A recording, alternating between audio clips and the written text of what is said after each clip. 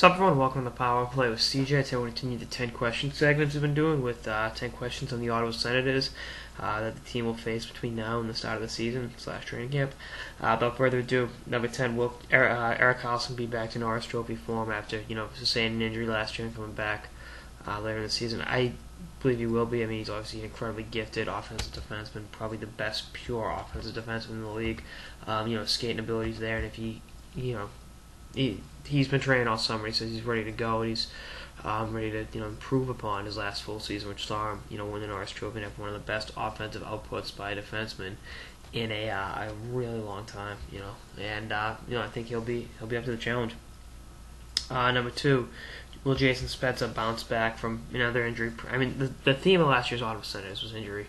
And we'll talk more about that as the piece goes on, as we are right now. Will Spezza come back and be, the player he was before he got hurt in terms of, just being an all-around dominant offensive player? I mean, a guy that's had 92 points in a season, been a 2-time 90-point scorer, and like I said, one of the best, scorers in the league, for a long run there. And I'd say yes. He's big time. And he's his popularity isn't that high. I don't know why. I think he's always one of those guys that gets, the whipping boy, so to speak. But he's 621 points in 611 games in the National Hockey League. Is nothing to shake a stick at. And you factor in that he came back in the playoffs, after being hurt in the regular season, having a back injury, and played at times pretty well. I mean, struggled, but when you factor everything in, I think he was.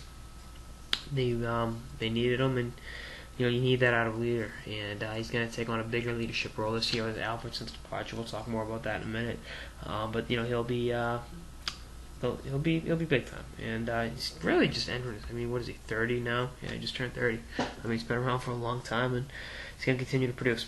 Anyway, number 8, Cody Ceci of the Ottawa 67 / Owen Sound Attack, first round pick in 2012. Is he on the team? No. He's AHL eligible next year, and I believe he'll play for Binghamton. He will be one of the better young defensemen in the American Hockey League next year. I think he sees some time in the NHL, but I don't think he's going to be a mainstay on the Ottawa Senators blue line next season.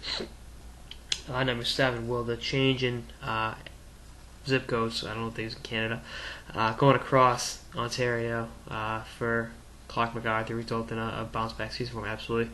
I think we've seen guys go to rivals and play very well, and I think that'll be the case with him. I think he wants to prove something to Toronto, and I think he's going to be hungry, and we'll be ready to go. And they'll need his veteran leadership in that still young lineup. Number 6, the big acquisition of the offseason, Bobby Ryan, giving up Silverberg, Stefan Nason, and a first-round pick for him. Will he score 40 next year? No, I'd say his over-under is at 33.5. But he's an amazing player, and a guy that they need in that lineup, a guy that's played in many playoff games in Southern California, and is now going to traditional hockey market. And I think he'll be. You'll really see how good he is playing with Spezza. And that's not a knock on Getzlaf or Corey Perry, but he was always kind of the third banana, so to speak. And you put him with Spezza, and I think there could be some real chemistry there. And like the common thing with this team is just stay healthy. I mean, and we'll talk more about that. Number 5, the big departure. How much will Daniel Alfredsson be missed? I think on the ice, I mean, even though he's older, he still had a hell of a year last year. I think in the locker room, it won't be. Everyone. I think the old saying is there are 20 leaders on this team. Spezza is ready to step up and be a leader really for the first time in his NHL career. Bobby Ryan's been a supporting player in Anaheim. He wants to be a leader, and I think it doesn't matter. I don't know who's going to wear the C next year. I would assume Spezza, but I'm not sure. All those guys, this whole nucleus has come together and played a lot of games, and they factor in Ryan with veteran experience, and McCarthy, guys like that. As big of a void as it is, I think they'll overcome it, and I think on the ice, everyone chips in, and I think like I talked about last year, the Ewing theory, with everyone was hurt, everyone stepped up. I don't think it's the same case this year, but I think if everyone does their job, this will be one hell of a team. Number 4, who ends the year as the team's number 1 goalie? Craig Anderson or Robin Lehner? I think they're going to roll with Anderson. He was a hot hand last year, and if he continues his dominant stretch of play that he showed at times last year, I think he'll definitely be the number 1. But I think that the guy of the future is definitely Lehner. He's an elite young goalie, a 22-year-old kid out of Sweden, and he'll be playing in the Olympics, and you'll hear a lot from him for years to come. But this is Anderson's team for now, anyway. Number 3, will Kyle Turris build upon the breakout season he had last year? We had a career high in points at 29 points. Actually tied a career high in a lockout shortened 48-game season. I believe so. I think 50 points, 55, maybe 60 points isn't out of the question. And if he can step up as a second-line center and give them that secondary scoring, this team will turn some heads. And he'll complement Spezza perfectly, knowing that teams can no longer just put their best defensive player on that big line with Turris, a threat out there and making himself and teammates available for scoring opportunities, and that'll be something to watch. And I think there's a reason this kid went number 3 in the 2007 draft, and he's going to continue to show potential. But I think he finally puts it together. Speaking about youth and, on that team, will the young kids step up? Meaning Zibanejad, Pajot, Cowan, who was hurt almost all last year, and Corey Honecker.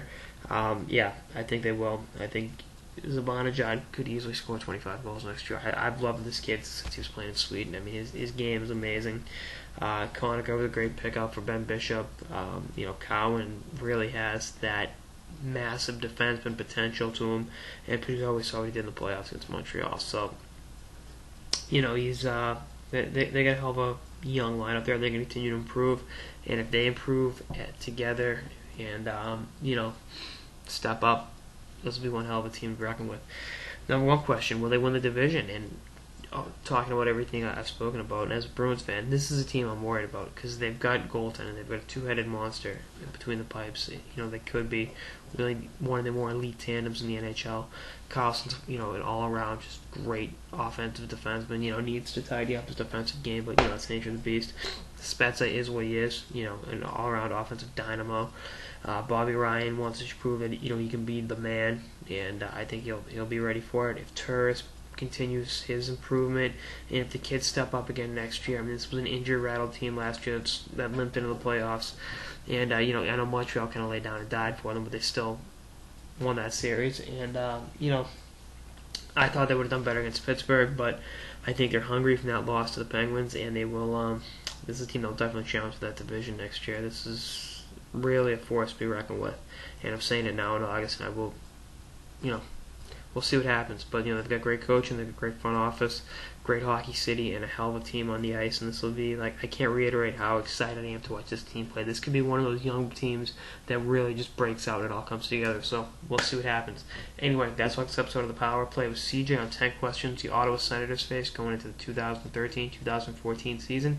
Stay tuned for more episodes throughout the off season and beyond. Later, guys.